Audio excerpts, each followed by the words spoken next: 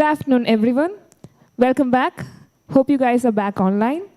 So now we have a presentation by first-year MSc Psychology students of University of CALICUT. So stay tuned.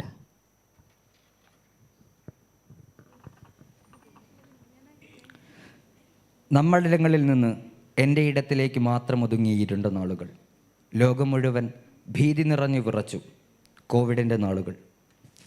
അവിടെ ഒരു വെളിച്ചമുണ്ട്, പ്രത്യാശയുടെ വെളിച്ചം. ആ വെളിച്ചത്തിൽ നിന്നുകൊണ്ട് we first year psychology students presents SPO the spark. ഇതൊരു performance video ആണ്. പെട്ടെന്നുണ്ടായ കോളേജ് ലീവിൻ്റെ ഭാഗമായി പെർഫോമൻസ് ചെയ്യുന്നതിനൊട്ടേറെ തടസ്സങ്ങളുണ്ടായിട്ടുണ്ട്. അതിനാൽ അതിൻ്റെതായ പരിമിതികളുണ്ടായിട്ടുണ്ട്. പരിമിതികളെ ഉൾക്കൊണ്ടുകൊണ്ട് എല്ലാവരും വീഡിയോ കാണും എന്ന് പ്രതീക്ഷിക്കുന്നു.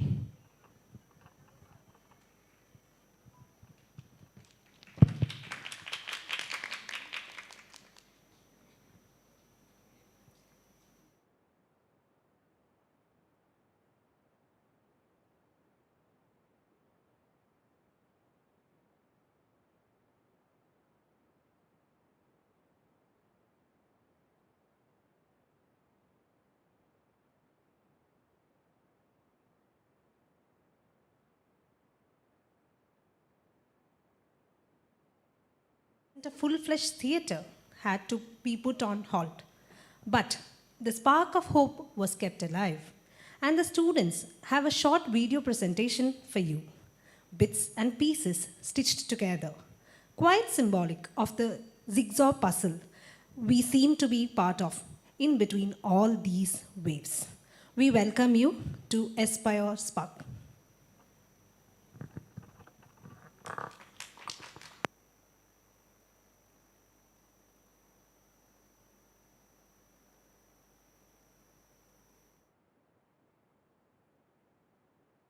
Quarantine, depression, ഒറ്റയ്ക്ക്, പേടി, വാക്സിൻ, ശൂന്യത, കടൽ, സ്വപ്നം, ആശാവർക്കർ, മാസ്ക്, ആൻസൈറ്റി, അകലം, മരണം, കൂട്ടം, നീ, വെളിച്ചം, അതിജീവനം, ഇരുട്ട്, കുടുംബം, സമയം, സ്കൂൾ, പേടി, ശ്വാസം, അകടം, പേടി,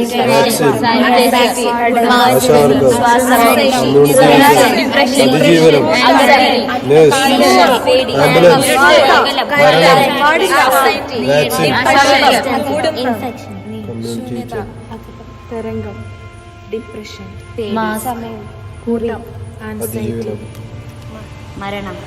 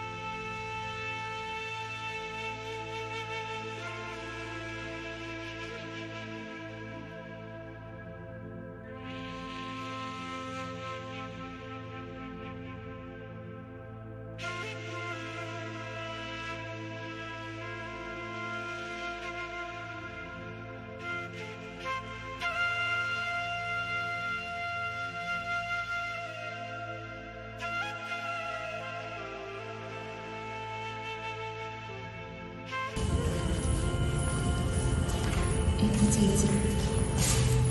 ചേച്ചി ഒരു ഹെൽത്ത് വർക്കറായിരുന്നു. കുടുംബത്തിൻ്റെ പ്രതീക്ഷ മൊത്തം ചേച്ചിയിലായിരുന്നു. എല്ലാവരും പറഞ്ഞതാണ് കൊറോണ സമയത്ത് വർക്കിന് പോകണ്ട, വീട്ടിലിരുന്നോളാം. പക്ഷേ എന്തുകൊണ്ടോ ചേച്ചിക്ക് അതായിരുന്നു ഇഷ്ടം. പോകണമെന്ന് വാശിയായിരുന്നു. അച്ഛനായിരുന്നു പറഞ്ഞത് പോകണ്ടെന്ന്. അമ്മയ്ക്കും കുറച്ച് പരിഭവമുണ്ടായിരുന്നു.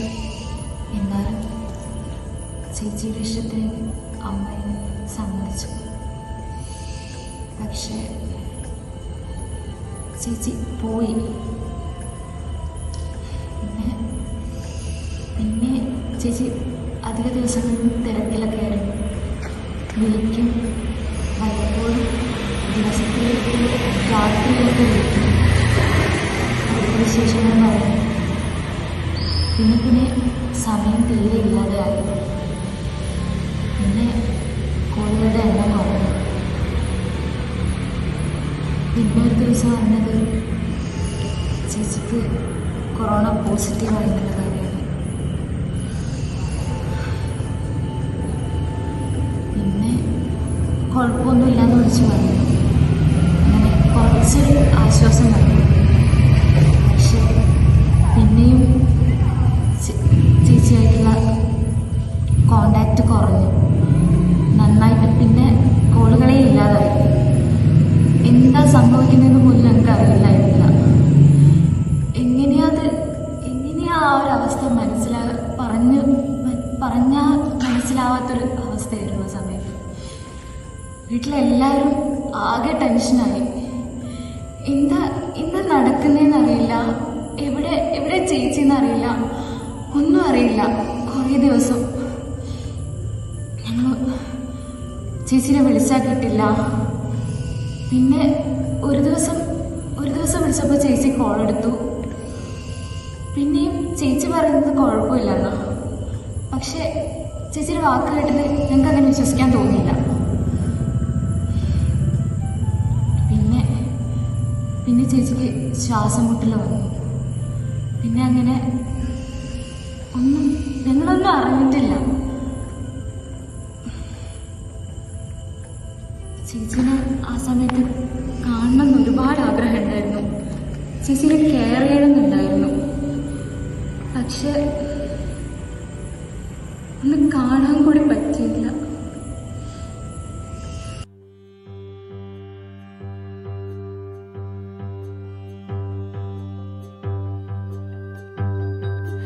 जिस दिन आकाश बेदाग होगा,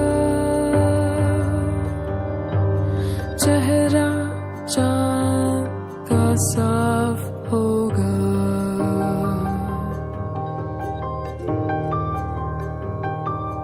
जिस दिन आकाश बेदाग. മനസ്സില്ലാ മനസ്സോടെ പൂമ്പാറ്റ ആ പൂന്തോട്ടം വിട്ടിറങ്ങി. കുഞ്ഞു പൂവും പൂമ്പാറ്റയും കരയാൻ തുടങ്ങി. ശേഷം ഈശ്വരൻ പ്രത്യക്ഷപ്പെട്ടു. അതിർവരമ്പുകളില്ലാത്ത ഒരാകാശമുണ്ടാവുകയും അവിടെ പൂവും പൂമ്പാറ്റയും ഒരുമിച്ചിരിക്കുകയും ചെയ്തു. പരസ്പരം കാണാത്ത അവരെ മേഘങ്ങൾ ചേർത്ത് നിർത്തി. മഴയുടെ തണുപ്പിലും താളത്തിലും അവർ തിരിച്ചറിഞ്ഞു പുതിയൊരു വസന്തം ജനിക്കുമെന്ന്. അവരിരുവരേക്കാൾ ആ ബന്ധം അനശ്വരമായിരുന്നു.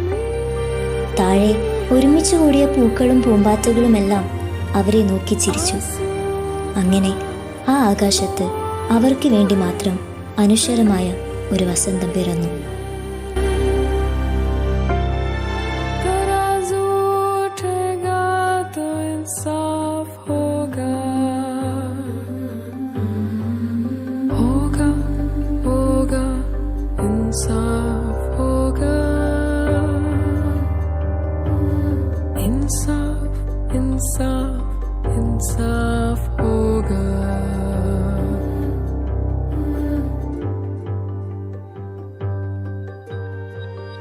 കവിത പോലെയാണ് നമ്മൾ പ്രണയിക്കുന്നത്, അല്ലേ? അല്ല, ഒരു കറുത്ത മഷിപ്പാത്രം മനസ്സിലാകെ തട്ടിമറിഞ്ഞ് വരച്ചു വെച്ച മായാത്ത ചിത്രമാണെന്നെനിക്ക് നിന്റെ പ്രണയം.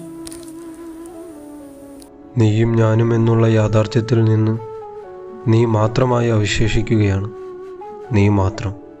നീയും ഞാനും എന്നുള്ള യാഥാർത്ഥ്യത്തിൽ നിന്ന് നീ മാത്രമായി അവശേഷിക്കുകയാണ്. നീ മാത്രം. ഇവിടമാകെ കറുത്തിരിക്കുന്നു. ഞാൻ നിന്നെ ഞാൻ നിന്നെ പ്രണയിക്കുന്നു. കൊറോണ കാലത്തെ പറ്റി ഓർക്കുന്ന സമയത്ത് എനിക്ക് അത്ര നല്ല ഓർമ്മകൾ കുറവാണ്. എൻ്റെ ലൈഫിൽ ഞാൻ ഒട്ടും ഓർക്കാൻ ആഗ്രഹിക്കാത്ത കുറേ കാര്യങ്ങൾ നടന്നത് ആ ഒരു ടൈമിലാണ്. എൻ്റെ വീട്ടിൽ ഞാൻ, അച്ഛൻ, അമ്മ, അനിയത്തി, ഞങ്ങൾ 4 പേരാണ്. അപ്പം അമ്മയാണ് വീട്ടിലെ അത്യാവശ്യം കാര്യങ്ങളൊക്കെ മെയിൻറ്റെയിൻ ചെയ്തുകൊണ്ടിരുന്നത്. അപ്പം എൻ്റെ അമ്മ ഒരു നേഴ്സാണ്. പെട്ടെന്നാണ് നമുക്ക് തിരുവനന്തപുരത്തേക്ക് ട്രാൻസ്ഫർ കിട്ടുന്നത്. ഈ ട്രാൻസ്ഫർ കിട്ടുന്ന സമയത്ത് അമ്മ ഒരാഴ്ചക്കുള്ളിൽ പോകണം. അപ്പോഴത്തേക്കും മൂത്ത കുട്ടി എന്നുള്ള നിലയിൽ വീട്ടിലെ എല്ലാ ചുമതലയും എൻ്റെ തലയിലേക്ക് ഒറ്റയടിക്ക് വരികയാണ്. എനിക്ക് ഒരു തരത്തിലുള്ള റെസ്പോൺസിബിലിറ്റി ഏറ്റെടുക്കാൻ അറിയില്ല, ഒന്നും അറിയില്ല, വീട്ടിൽ കുക്ക് ചെയ്യാൻ അറിയില്ല.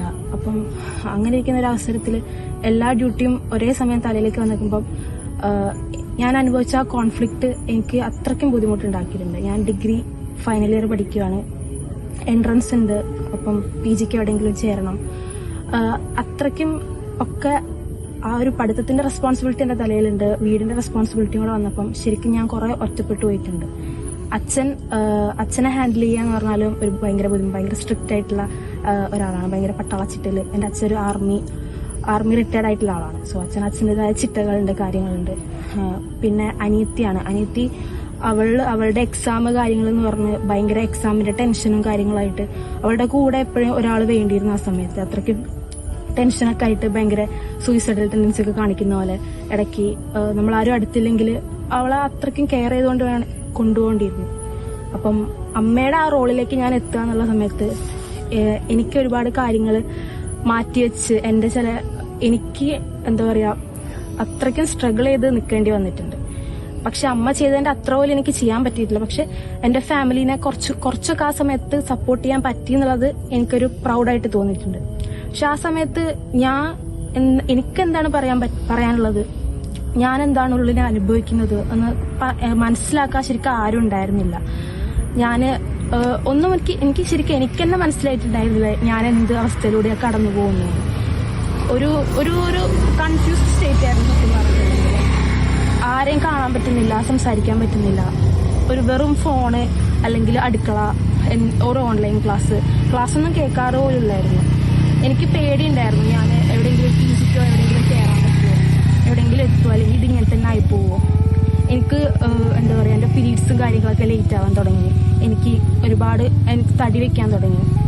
അതിൻ്റെ പേരിൽ ആൾക്കാർ കളിയാക്കാൻ തുടങ്ങി. തടി വെക്കുന്നത്, പിന്നെ വണ്ണം വെച്ചിട്ടുണ്ടെങ്കിൽ പെൺകുട്ടികൾ അങ്ങനെ ഇങ്ങനെ എന്നൊക്കെ പറഞ്ഞു. അത് ശരിക്കും എന്നെ ഭയങ്കരമായിട്ട് എനിക്ക് സങ്കടമായിട്ടുണ്ടായിരുന്നു. അങ്ങനെ അതൊക്കെ കഴിഞ്ഞ് അവസാനം അമ്മ തിരിച്ചു വന്ന് കുറേയൊക്കെ ഒന്ന് സെറ്റിലായി വരുന്ന സമയത്താണ് എനിക്ക് എൻട്രൻസിൻ്റെ ഇടയിൽ കോവിഡ് പോസിറ്റീവ് ആവുന്നത്. വീണ്ടും ഒരൊറ്റ റൂമിലേക്ക് മാത്രം എനിക്ക് ഫസ്റ്റ് കൊറോണ വന്നതിനെ കൊണ്ട് തന്നെ ഞാൻ കൊണ്ടുപോകുന്ന പോലെയുള്ള ഒരു ആറ്റിറ്റ്യൂഡായിരുന്നു പലർക്കും എൻ്റെ അടുത്തേക്ക്. ഞാൻ എവിടെ പോയിട്ട് കൊണ്ടുപോകുന്നുള്ള രീതിയിൽ. അപ്പം ഒറ്റപ്പെട്ട ഒരു റൂമിലേക്ക് ഞാനൊരു റൂമിലായി പോയി. എല്ലാവരും മാറി നിൽക്കേണ്ടി വന്നു. അതൊക്കെ എങ്ങനെയൊക്കെയോ ഞാൻ അത്രയ്ക്കും വിഷമിച്ചൊരു സമയമാണത്. അപ്പം ഞാൻ എൻ്റെ ലൈഫിൽ ഇനി ഒരിക്കലും തിരിച്ചു പോകരുതെന്ന് ആഗ്രഹിക്കുന്ന ഒരു ടൈം പീരീഡാണ്.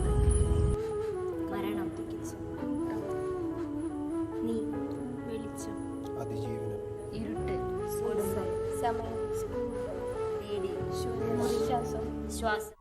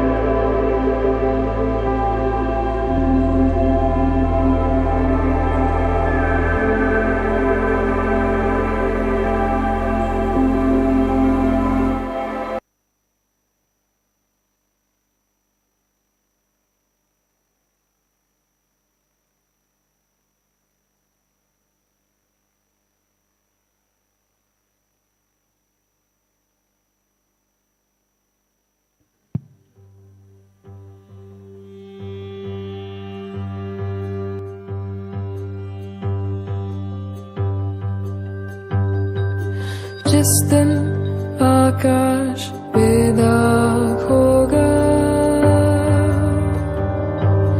चेहरा चांद का साफ होगा.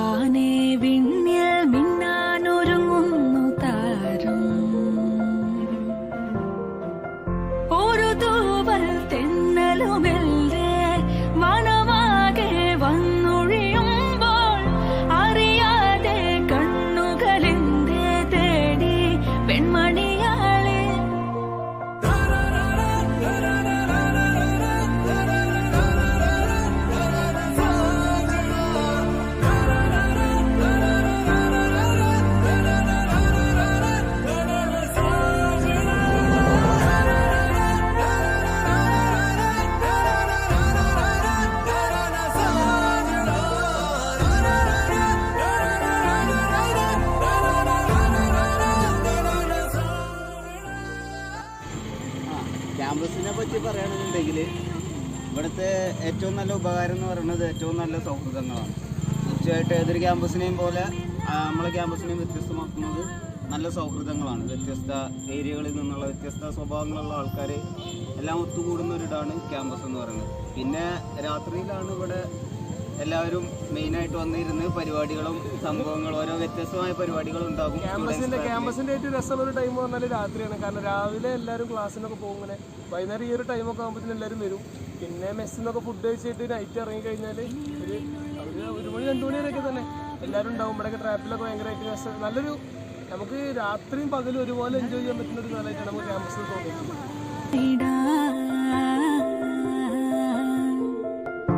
മഴതുള്ളിച്ചാടും പോങ്കിനാവിലേ നല്ല വൈബാണ്. ഇപ്പോൾ നമ്മൾ ഇതുവരെ പഠിച്ച ഒരു എക്സ്പീരിയൻസ് നിന്ന് വളരെ ഡിഫറെൻ്റ് ആയിട്ടൊരു വൈബാണ് കാലിക്കറ്റ് യൂണിവേഴ്സിറ്റി അക്കാഡമിക്സ് മാത്രമല്ല ഒരു ഫ്രീഡം എന്നുള്ളൊരു സംഭവം നമുക്ക് എത്രത്തോളം എക്സ്പ്ലോർ ചെയ്യാൻ പറ്റും അതെല്ലാം നമുക്ക് അല്ലേ?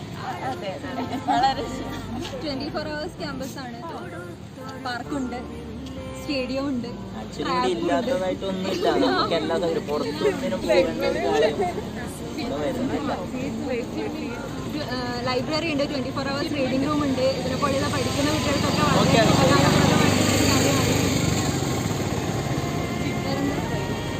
ക്യാമ്പസിനെ പറ്റി പറയാൻ തുടങ്ങിയാൽ ശരിക്കും രാത്രിയാകുമ്പോൾ ഒരു പ്രത്യേക വൈബാണ്. ട്രാപ്പിന്റെ ഭാഗത്തുള്ള കൊട്ടിപ്പാട്ടും കാര്യങ്ങളൊക്കെ ആയിട്ട് അടിപൊളിയാണ്. ശരി, ഇതിനുള്ളിൽ വേറെ തന്നെ ഒരു ലോകം. പുറത്തുനിന്ന് കാണുന്നവർക്ക് ഇത് എത്രമാത്രം നമുക്ക് പറഞ്ഞു കൊടുക്കാം. പിന്നെ ഒന്നാമത്തെ കാര്യം സീനിയേഴ്സ് ജൂനിയേഴ്സ് എന്ന് പറയുന്ന വ്യത്യാസമില്ല, റാഗിംഗ് ഇല്ല, അതൊക്കെ അടിപൊളിയാണ്. ഇവിടെ എല്ലാവരും സ്റ്റുഡൻസ്. എൻ്റെ പേര് രാഹുൽ ദാസ്. ഞാനിവിടെ MPhil ചെയ്യാണ് വിദ്യാർത്ഥി. ഇതിനു മുന്നേ ഇവിടെ PG പഠിച്ചിട്ടുണ്ടായിരുന്നത്. അപ്പോൾ ഒരു 3-3 കൊല്ലമായിട്ട് ക്യാമ്പസിലുണ്ട്. ഇവിടെ കണ്ട സൊസൈറ്റി എന്ന് പറയുമ്പോൾ അത്ര സ്നേഹമുള്ള മനുഷ്യന്മാരാണ് കൂടുതലായാലും. ഇപ്പോൾ ആത്മാർത്ഥമായിട്ടവരോട് ചായ കുടിച്ച് ചോദിക്കുന്ന ആൾക്കാരുണ്ടാവുമല്ലോ. ഇങ്ങനെയുള്ള ഇപ്പോൾ ചുറ്റും നോക്കിക്കഴിഞ്ഞാൽ നമുക്കറിയുന്ന ആൾക്കാർ മാത്രമേ ഉള്ളൂ. എന്താ പറയുക, ഇവിടെ വിട്ട് പോകുന്നതിൻ്റെ മടി ഉണ്ടാവും. അതുകൊണ്ട് തന്നെ ഇവിടെ തുടർന്ന് ചേർന്നത് വലിയൊരു നല്ലൊരു ക്യാമ്പസിൻ്റെ ഒരു വ്യത്യസ്ത വൈബാണ്. സഹപാഠികളാണ്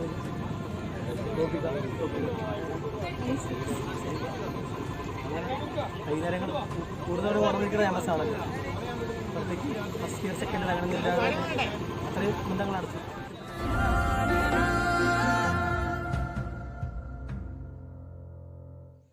പഞ്ചവർണ്ണ കിളി ചേരുള്ള പുന്നാര ചെമ്പകപ്പൂമലരേ,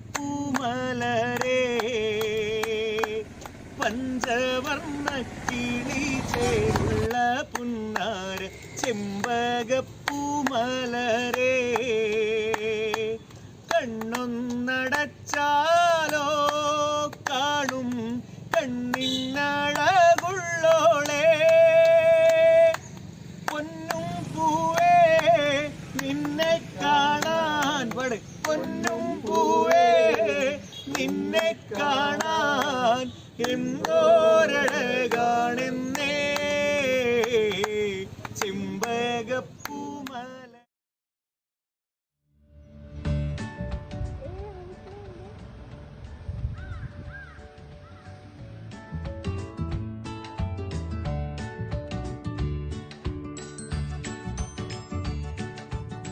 നമ്മൾ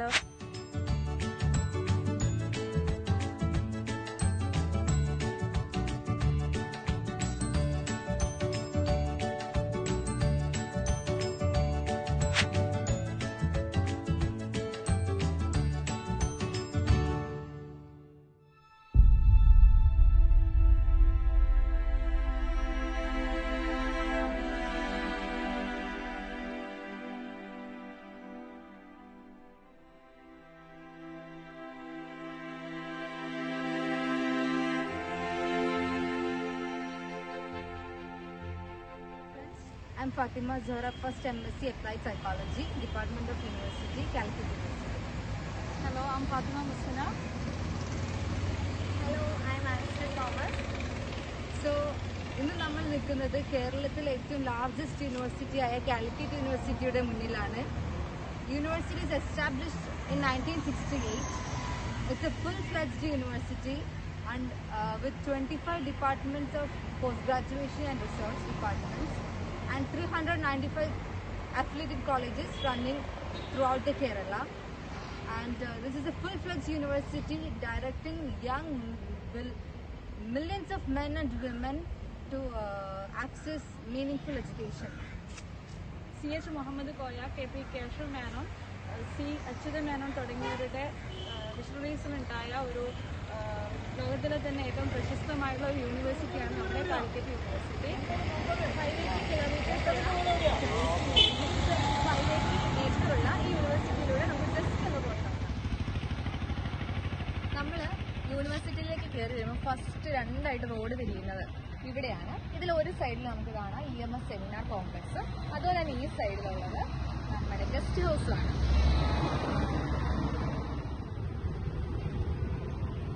നമ്മൾ യൂണിവേഴ്സിറ്റീൻ്റെ ഉള്ളിൽ കയറുമ്പോൾ EMS കോംപ്ലക്സിൻ്റെ ഓപ്പോസിറ്റ് ആയിട്ടാണ് ഈ സ്കൂൾ ഓഫ് ഹെൽത്ത് സയൻസ് ഉള്ളത്. ഇവിടെയാണ് ഹെൽത്ത് സെൻ്ററൊക്കെ ഇവിടെയാണ് വരുന്നത്. ഇവിടെ നമുക്ക് എല്ലാവർക്കും ഫേവറേറ്റ് ആയ സൈക്കോളജി ഡിപ്പാർട്ട്മെന്റിന്റെയും എഡ്യൂക്കേഷൻ ഡിപ്പാർട്ട്മെന്റിന്റെയും ബിൽഡിങ്ങിന് മുന്നിൽ തന്നെയാണ്. സോ നമ്മൾ മെയിൻ ഗേറ്റിൽ നിന്ന് നേരെ വന്നിട്ട് നമ്മൾ അവിടെ നിന്നാണ് വരുന്നുണ്ടെങ്കിൽ റൈറ്റിൽ നിന്ന് എടുത്തിട്ട് കുറച്ച് മുന്നോട്ട് വന്നാൽ തന്നെ നമ്മുടെ ഡിപ്പാർട്ട്മെന്റ് നമുക്ക് കാണാൻ പറ്റും. ഇവിടെ എഡ്യൂക്കേഷൻ ഡിപ്പാർട്ട്മെന്റ് ഉണ്ട്, മേലത്തെ ഫ്ലോർ സൈക്കോളജി സ്റ്റഡീസ് ഡിപ്പാർട്ട്മെന്റ് ആണ്. പിന്നെ ഞങ്ങൾ MA സെക്കൻഡ് ഇയേഴ്സ് ആണ്. അവിടെ എന്തൊക്കെയാ കോഴ്സസ് ഓഫർ ചെയ്യുന്നത്? ബ്ലോക്കിന്റെ കോഴ്സാണ്. ബ്ലോക്കിലാണെങ്കിൽ ഹിസ്റ്ററി ഉണ്ട്, പിന്നെ അതൊക്കെയല്ലടാ പൊളിറ്റിക്കൽ സയൻസ് ഫിലോസഫി ഉണ്ട്. ഹായ്, ഞാനിപ്പോൾ നിൽക്കുന്നത് ലിറ്ററേച്ചറിനെ, കഥകളെ, കവിതകളെ, നോവലുകളൊക്കെ പ്രണയിക്കുന്ന നമ്മുടെ നെയ്ബറിംഗ് ആയിട്ടുള്ള നമ്മുടെ തൊട്ടടുത്ത ഡിപ്പാർട്ട്മെന്റിലാണ് നിൽക്കുന്നത്. ഇപ്പോൾ കാണുന്നത് നമ്മുടെ CH മുഹമ്മദ് കോയ ഇൻഡോർ സ്റ്റേഡിയമാണ്. ഇതിന്റെ ലൊക്കേഷൻ എന്ന് പറഞ്ഞാൽ ഫിസിക്കൽ എഡ്യൂക്കേഷൻ ഡിപ്പാർട്ട്മെന്റ് താഴത്തെ ഭാഗത്തായിട്ടാണ്. ഹായ്, നമ്മളിപ്പോൾ ഉള്ളത് ഡിപ്പാർട്ട്മെന്റ് ഓഫ് ബോട്ടണിയിലാണ്. ഇതാണ് ബോട്ടണിയുടെ ബിൽഡിംഗ് ഒക്കെ. പിന്നെ അപ്പുറം തന്നെയാണ് ബയോടെക്നോളജിയുടെ ഡിപ്പാർട്ട്മെന്റ് ഉള്ളത്. ഇപ്പൊ നമ്മളുള്ളത് എഗെയിൻ ഒരു 4 ഡിപ്പാർട്ട്മെന്റ് ഒരുമിച്ചുള്ള സ്ഥലത്താണ്. ഇവിടെ ഉള്ളതെന്ന് പറഞ്ഞിട്ടുണ്ടെങ്കിൽ ഒന്ന് ലൈഫ് സയൻസ് ഉണ്ട്, സുവോളജി ഉണ്ട്, യൂണിവേഴ്സിറ്റി സയൻസ് ഇൻസ്ട്രുമെന്റേഷൻ സെന്റർ ഉണ്ട്, അതുപോലെ തന്നെ ബയോടെക്നോളജിയുടെ പ്ലാന്റ് ഉണ്ട്. അങ്ങനെ ഒരു അടിപൊളി സ്ഥലത്താണ്. ഇതാണ് നമ്മുടെ അതിമനോഹരമായ ഇൻഫ്രാസ്ട്രക്ചറുള്ള അഡ്മിനിസ്ട്രേറ്റീവ് ബ്ലോക്ക്. ഹലോ, നമ്മളിപ്പോൾ നിൽക്കുന്നത് നമ്മുടെ യൂണിവേഴ്സിറ്റിയിലെ തന്നെ പ്രശസ്തമായിട്ടുള്ള ബൊട്ടാണിക്കൽ ഗാർഡന്റെ മുന്നിലാണ്. ഇവിടെ നോക്കുമ്പോൾ കാണാൻ ഉള്ളിൽ ഷൂട്ടിംഗ് എങ്ങാനും നടന്നുകൊണ്ടിരിക്കുകയാണ്. എന്തായാലും ഇതിനെ കൊണ്ട് പറയുകയാണെങ്കിൽ യൂണിവേഴ്സിറ്റീൻ്റെ ഒരു ഹൈലൈറ്റ് എന്നാണ് എനിക്ക് ഇതിനെ കൊണ്ട് പറയാൻ കഴിയും. ബിക്കോസ് ഒരു എന്താ പറയുക, ഒരു പ്രകൃതിയിലൂടെ നമ്മൾ ഇണങ്ങി ചേർന്നുകൊണ്ടുള്ള സ്ട്രക്ചറും അങ്ങനെയുള്ള ഒരു ഭാഗമാണിത്. എന്തായാലും നൈസായിട്ടുള്ള സ്ഥലമാണ്. സോ ഞങ്ങളിപ്പോൾ നിൽക്കുന്നത് തുഞ്ചൻ ഗ്രന്ഥപുര എന്നറിയപ്പെടുന്ന മലയാള വിഭാഗത്തിന്റെ മുന്നിലാണ്. സോ ഇവിടുന്ന് നോക്കിയാൽ നമുക്ക് പല കാഴ്ചകളും കാണാം. നമ്മളെ മുന്നിൽ ചിൽഡ്രൻസ് പാർക്ക് ഉണ്ട്, റൗണ്ട് അബൌട്ട് ഉണ്ട്, സ്റ്റുഡന്റ് ട്രാപ്പ് ഉണ്ട്. ഇങ്ങോട്ട് നോക്കുകയാണെങ്കിൽ ഡയറക്ടറേറ്റ് ഓഫ് അഡ്മിഷൻസ്, ഇവിടെ ഒരു ഗോൾഡൻ ജൂബിലി ഓപ്പൺ ഓഡിറ്റോറിയം കാണാം. അതേപോലെ നമ്മുടെ വലത്ത് ഭാഗത്തേക്ക് പോവുകയാണെങ്കിൽ വലിയൊരു സെൻട്രൽ ലൈബ്രറി ഉണ്ട്. അതിന്റെ ബാക്കിലായിട്ട് കമ്പ്യൂട്ടർ സയൻസ് ഡിപ്പാർട്ട്മെന്റും വരുന്നുണ്ട്. അപ്പൊ ഇവിടുത്തെ ഒരു നല്ലൊരു വ്യൂ പോയിന്റ് എന്ന് പറയുക, കാരണം ഇവിടെ നമുക്ക് ഏകദേശം എല്ലാം കാണാൻ പറ്റുന്ന ഒരു സ്ഥലത്താണ് ഇവിടെ. നമ്മളിപ്പോൾ കാണുന്നത് യൂണിവേഴ്സിറ്റിയുടെ എഞ്ചിനീയറിംഗ് ഡിപ്പാർട്ട്മെന്റ് ആണ്. ഒരുപാട് ഡിപ്പാർട്ട്മെന്റുകളും ബോട്ടണിക്കൽ ഗാർഡനും ഒക്കെ കണ്ടിട്ട് നമ്മൾ വിട്ടുകളയുന്ന ഒരു അടിപൊളി പക്ഷെ യുണീക്ക് ആയിട്ടുള്ള ഒരു സ്ഥലത്താണ് നമ്മളിപ്പോൾ ഉള്ളത്. Multi disciplinary museum. ഇത് പിന്നെ എല്ലാവർക്കും അറിയുന്ന പരീക്ഷാ ഭവനാണ്, നമുക്ക് സുപരിചിതമാണ്. എങ്കിലും എന്തൊക്കെ സർവീസസ് ആണ് ഇവിടെ പ്രൊവൈഡ് ചെയ്യുന്നതെന്ന് നമുക്ക് വലിയ ധാരണയില്ല. അപ്പോൾ ഇവിടെയുള്ള കാര്യങ്ങൾ നമുക്കിവിടെയുള്ള സെക്യൂരിറ്റി ചേട്ടൻ പറഞ്ഞു തന്ന കാര്യമാണ്. അപ്പോൾ BComൻ്റെത് അല്ലെങ്കിൽ എന്താണ് ഡിഗ്രി PG തുടങ്ങിയതും അതുപോലെ തന്നെ ഡിസ്റ്റന്റ് എഡ്യൂക്കേഷൻ്റെ ഒക്കെ കാര്യങ്ങൾ നോക്കുന്ന സെല്ല് ഇവിടെയാണ് ഉള്ളത്. കൂടാതെ നമ്മുടെ honourable controller of examination CC Babu ഉണ്ടാവുക ഇവിടെയാണ്. പിന്നെ special supplementary cell examination related ആയിട്ടുള്ള സെല്ല്, പിന്നെ എന്താ ഡിജിറ്റൽ വിങ്, പിന്നെ മോണോഗ്രാമിൻ്റെ ഒക്കെ കാര്യങ്ങൾ ഇവിടെയാണ് നടക്കുന്നത്. കാണാൻ ഒരുപാട് ആൾക്കാർ ഇവിടെ വരും. MHATയുടെ ടീച്ചിങ് ലേണിംഗ് സെന്റർ ഫിറ്റ്നസ് സെന്ററിന്റെ തൊട്ടടുത്തായാണ് ലൊക്കേറ്റ് ചെയ്തിരിക്കുന്നത്. എക്സാംസും സർട്ടിഫിക്കറ്റ് റിലേറ്റഡ് ഒക്കെ ആയിട്ടുള്ള കാര്യങ്ങളൊക്കെ നടക്കുന്ന നമ്മുടെ പരീക്ഷാ ഭവന്റെ എക്സ്റ്റൻഷൻ ആയിട്ടുള്ള ടാഗോർ നികേതന്റെ ഫ്രണ്ടിലാണ് നമ്മൾ. വളരെ വിശാലമായ ഒരു സ്റ്റേഡിയം തന്നെ നമുക്കുണ്ട്. ലേഡീസ് ഹോസ്റ്റലിന്റെയും ഫിസിക്കൽ എഡ്യൂക്കേഷൻ ഡിപ്പാർട്ട്മെന്റ് നടുവിലാണ് ഇത് സ്ഥിതി ചെയ്യപ്പെടുന്നത്.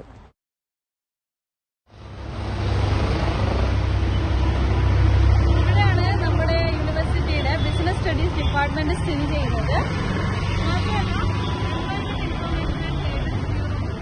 ഇതിന്റെ ഉള്ളിൽ തന്നെയാണ്. ഇതാണ് നമ്മുടെ പാർക്ക്.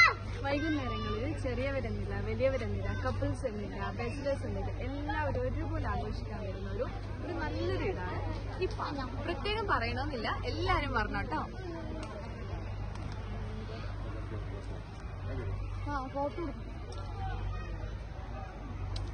ഇതാണ് കാലിക്കറ്റ് യൂണിവേഴ്സിറ്റിയുടെ ലേഡീസ് ഹോസ്റ്റൽ. നമ്മുടെ സൈക്കോളജി ഡിപ്പാർട്ട്മെന്റിന്റെയൊക്കെ ഏകദേശം അടുത്തായിട്ട് തന്നെയാണ് ഇത് സ്ഥിതി ചെയ്യുന്നത്.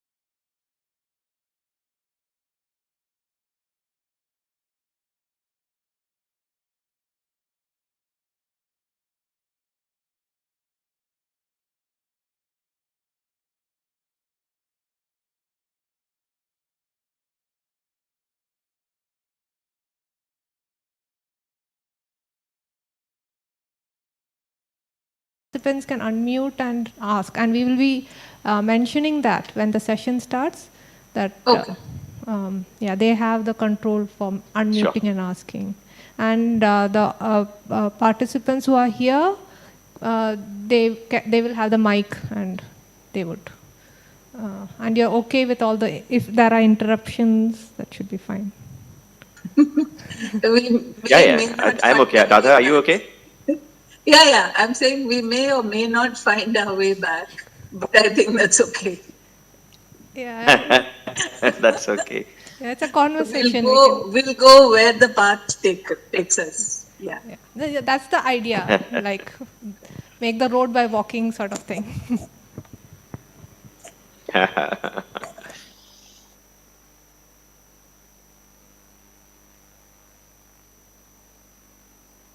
Just give me a sec, I'll be back.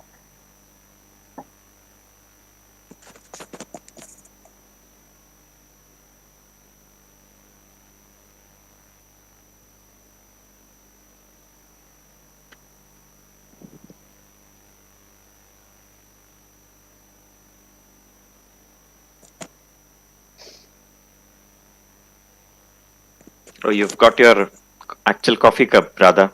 I'm just pretending. The cup is a coffee cup, but what I'm drinking is water.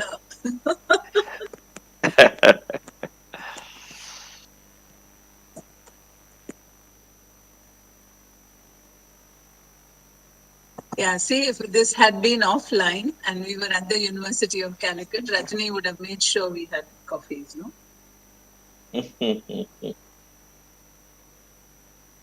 Unmuted. Yeah, I could Swiggy coffee over if you give the address. Thank you, Rajni. Yeah.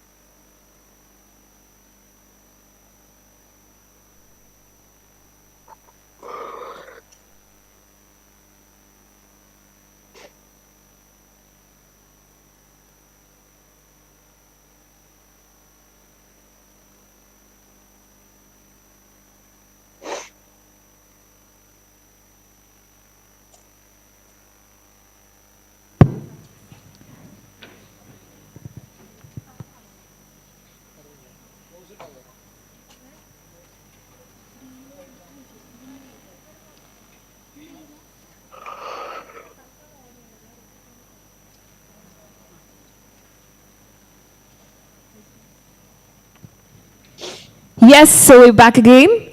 And now we have a session titled Conversation Over Coffee, where Dr. Radha Ramaswamy and Dr. Manoj Kumar will have dialogue on mental well-being during the pandemic.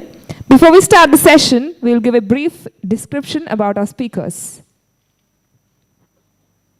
Dr. Radha Ramaswamy, after a long career in higher education, Radha is now a practitioner and trainer of theatre of the oppressed, a participatory theatre pedagogy widely used across the world for social and personal change. Following her training in TO at the Seattle-based Mandala Center for Change, Radha founded the Center for Community Dialogue and Change, CCDC, in 2011.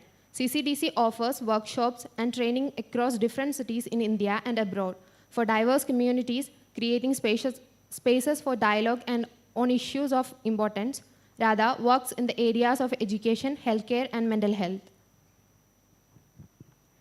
Dr. Manoj Kumar is the founder and clinical director of Mental Health Action Trust, Kerala, which provides comprehensive psychosocial care in resource care settings through community health work volunteers.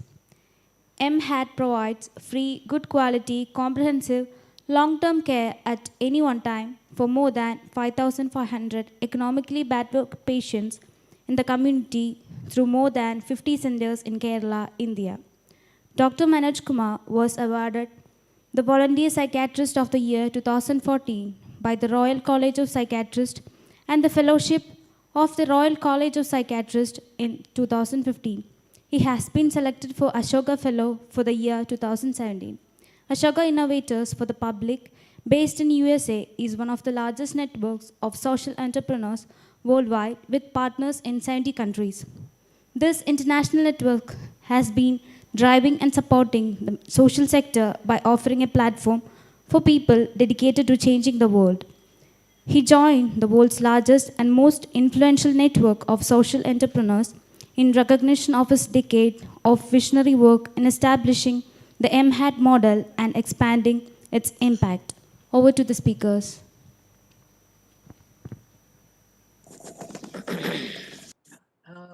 Thank you. Thank you for that very warm introduction. And thank you to Rajni, to the Department of Psychology, University of Calicut, for this introduction to be part of this national seminar.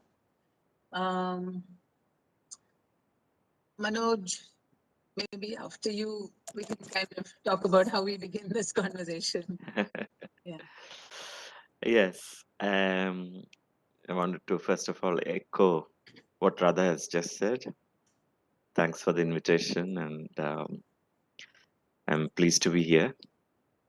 I think Radha and I had a couple of meetings, kind of tossing ideas around as to what to discuss today. Obviously, the topic is related to the psychological impact during these COVID times. And I think we both have, in our own different spheres, a lot of interactions with people whose lives have been quite affected by the COVID pandemic. And it's important to look back at what we can possibly learn from these experiences, even though hopefully the pandemic is now beginning to come to an end. I think we'll just briefly mention our experiences during the COVID period to start off. For me, it has been a entirely clinically driven experience. As was mentioned in the introduction, my colleagues and I provide a comprehensive entirely community-based mental health service. However, we had come to rely on two aspects which worked to our advantage during the pandemic. First is that we had already gone on to quite a digital way of working, in the sense of using video conferencing, having good electronic systems, even to generate prescriptions for medicines for people who needed it. The second is that our model is based predominantly on the work of volunteers who are part of the members of the local community. And therefore, both these aspects could be put to use even during the lockdown. The electronic systems ensured that we were able to continue to deliver mental health care, continue to monitor the lives of people, and provide help, at least help through medications as and when required. And the extensive network of local volunteers ensured that medication supply lines, for example, continued, were not affected by the lockdown. Not just medication supply, but going to individual homes despite the lockdown and providing supportive services. So we changed a lot to a virtual mode of working. And the other thing is that, like this seminar, there were a lot of meetings during this period with varied groups across the country, all of which were very useful in trying to understand what was happening in the lives of people during these COVID times. I think Radha's experience is in some ways similar, but comes from a different point of view, is it not, Radha? Yeah, so Manoj, I could, while you were talking, see a couple of points of convergence between your work and mine. Although the big point of divergence is the populations that we serve, right? Yeah. Completely different populations. So I was actually wondering whether we could begin there, give our audience, give our listeners a sense of who these populations are, and how the online medium worked for you. Yeah.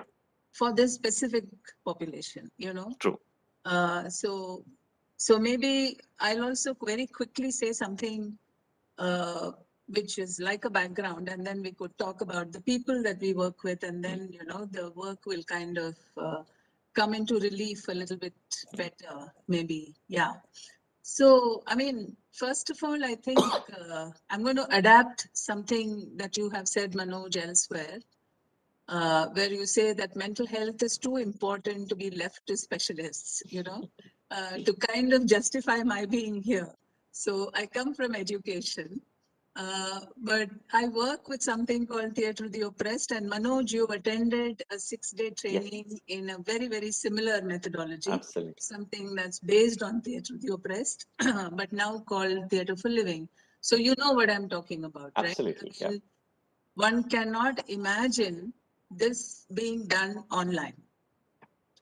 So obviously the first thing that happened in the lockdown was all my work came to a grinding halt. That's the first thing that happened. And then of course the process of, wondering, okay, now what do we do? Because working with the body was very, very crucial to actually working with the mind. So there was a mind aspect to the work, definitely, but the work was rooted in the body. And we were sort of exploring the connection between the body and the mind, giving people an opportunity to discover their deepest feelings and get insights into their own lives, into themselves, through working with the body, through using ingeniously crafted, simple but ingenious games and exercises. So participatory is absolutely the right word, because what really happens in our workshops is people are led, people are facilitated through a process that leads to a lot of self-learning at your own pace. You decide how much you learn and what you learn, etc., etc. And this is where I think the connection with mental health happens, right? Because the insights are your own. I mean, you participate in a group process and you gain insights. And those insights are really driven by the participants' need and expectations, from that process. And although there is a facilitator, it's really participant driven, the process. And I think maybe that's also something that, Manoj, you can also talk about a little bit, the importance of the participant in the process, and the fact that this is key in any mental health treatment program too, right? The participation of whoever it is, the person, the patient, or whatever one wishes to call them, their not just participation, but their conscious participation and their sense of agency. So this is where I see the connection between my work and mental well-being. And increasingly in the last 2 years, it's been brought to my attention that there is a growing need for this work, uh, because as we know, there is still a great reluctance in people to actually openly seek help for problems with mental health. And so anything that does not directly seem like a mental health workshop, but works in therapeutic ways, is something that perhaps that's one of the reasons why more and more people were coming for this. So I was just thinking that this morning I managed to listen to one of the sessions. So Manoj, there was a session, a panel discussion on disability management, and I was struck by, the wonderful stories that I heard, which are stories of innovation, creativity, adapting, to this need. I mean, can you imagine physiotherapy happening online? So I mean, it's kind of quite amazing the way people have adapted, etc. So I think there was a need to adapt, and but it was a huge challenge for me, and not just for me, but for, I think, all arts practitioners, performers, artists.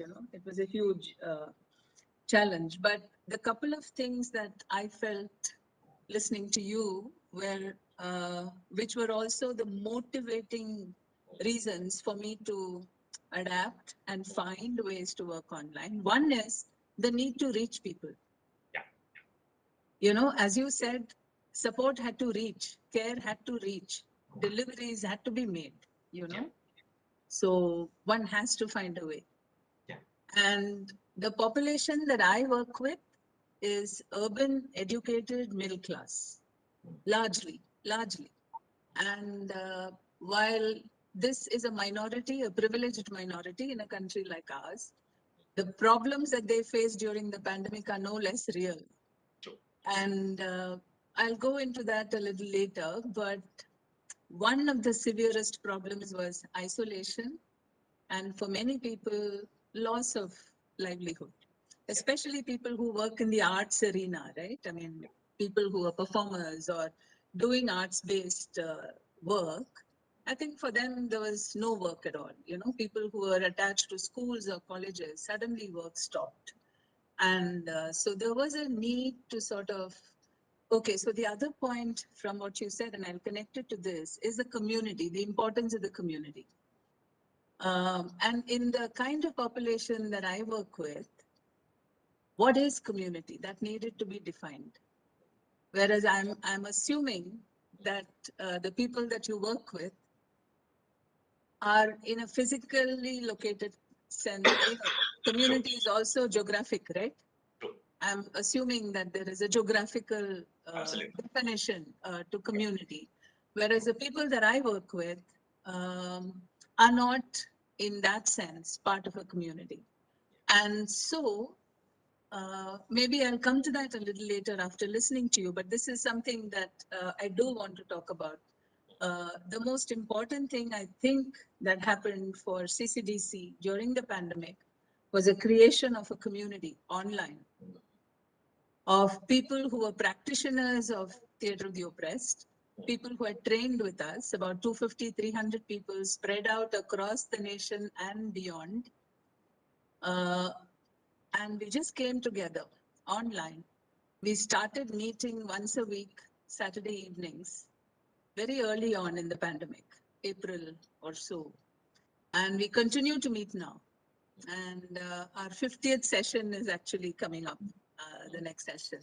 And this has really been an amazing community that got built over the 2 years of the pandemic. So maybe I can talk a little bit more about that. But I was just wondering, Manoj, about how Was it a challenge for you? As I said, I think it was necessary to reach people, right? And you had already made a shift Absolutely. that made it easier. But Yeah. what were some of the challenges, if any? And how did you kind of deal with that? Yeah. Thank you. Yeah.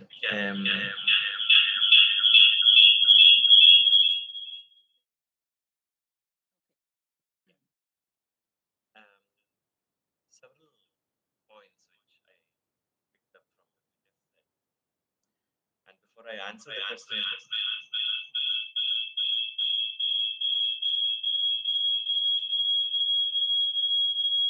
There's feedback from something. Mics or yeah. I can't hear you, Manoj. and anyone else?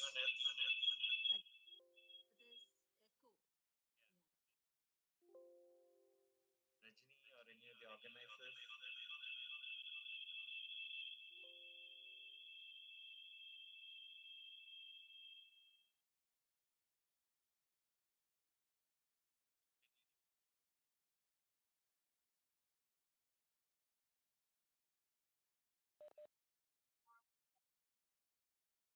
Yes, we can.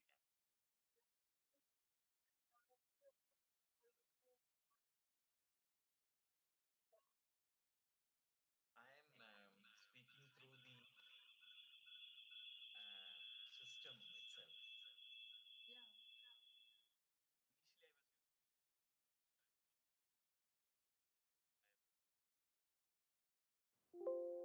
Yeah.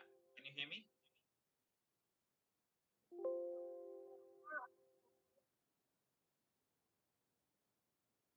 Ah. So do we do that ourselves or?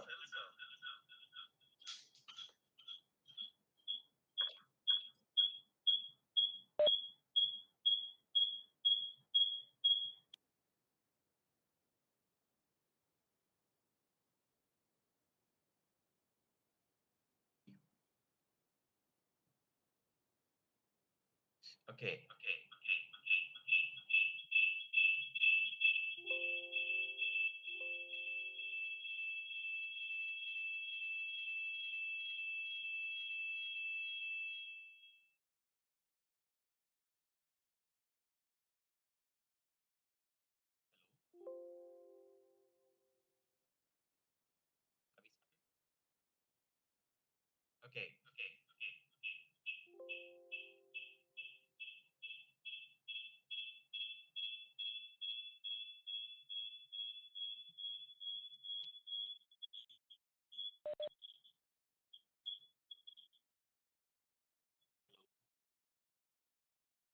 Was there an echo when I was talking also? Not really.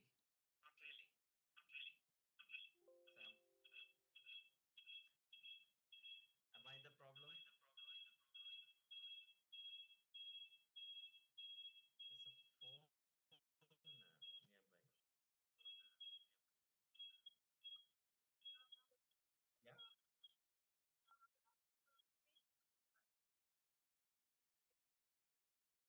Yeah. Yeah, sure. I had started off like that.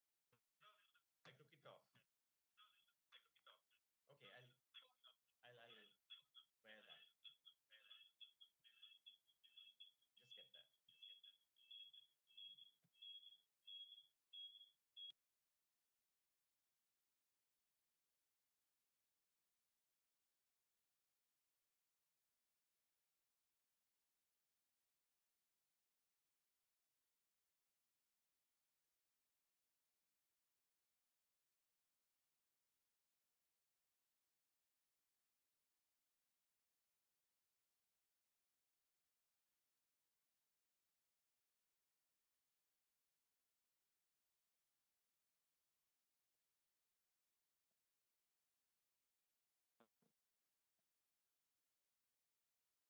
Hello.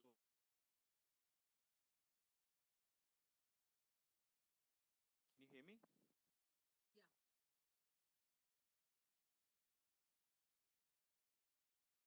Yeah. Can you hear me? Can you hear me? Okay, let's try again. Okay, so what I was about to say was that is the first of say that there's a lot of connection between mental health and art. We before COVID, we were beginning to develop a department of art. I'm usually interested in the use of theater because it clearly, I mean, all forms of art have a clearly therapeutic role, not instead of any other intervention, but complementing all other interventions. The other point is mental health and mental health issues are part of all aspects of our lives. So really, any kind of situation, any kind of activity does also have a mental health role. Unfortunately, we are so historically, culturally come to think of the mind and the body as separate. And therefore, the moment anyone has a mental issue, stigmatizing attitudes come in, and we keep the mental health part separate. We try to keep it separate. Whereas it pervades everything in our life. One of the things we want to see happen is boundary between anything called psychological or mental and the rest of our lives slowly disappear. So there is much more similar between than at the beginning.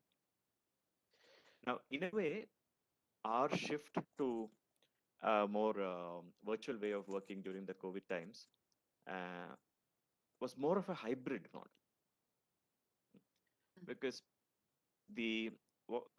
our population are kind of opposite of what Radha described, more rural or semi-rural, but strongly located within their local geographically defined communities. Whereas the urban existence is kind of individualized. If we are living in an apartment, I live in a 20-floor apartment, and we hardly know anyone in the same building, and there are 5 other buildings, so there are about nearly 1,000 flats where I live, and we hardly know anyone except 1 or 2. But as far as the people that I work with are concerned, they are much more fortunate and strongly belong within communities, and there is lots more interaction and so on. So ours is a hybrid model where we did use these community supports, but used a virtual medium to do that. And initially we had hesitation because psychology and mental health and psychiatry, we're so used to sitting next to another human being, looking in their eyes, reading their emotions, and acting in such a manner. So initially, we were never sure whether a virtual mode of working would be acceptable to people. But to our pleasant surprise, it was quite acceptable. And then we understood that actually people are quite used to use WhatsApp chats and WhatsApp to communicate amongst themselves and with their loved ones abroad or so on. It really is much. Of course, they may not have always access to it in the sense of having a smartphone or whatever. But the transition was surprisingly smooth. And we discovered there were a lot of advantages, because all said and done, stigma is a huge barrier to accessing any kind of help. Now people can sit in the privacy of their bedrooms and talk. Of course, there is nothing like sitting next to each other and talking, but surprisingly, this is proving quite effective, and I think that it heralds a change in the way that professionals are going to work in this space. We're no longer going to be dependent on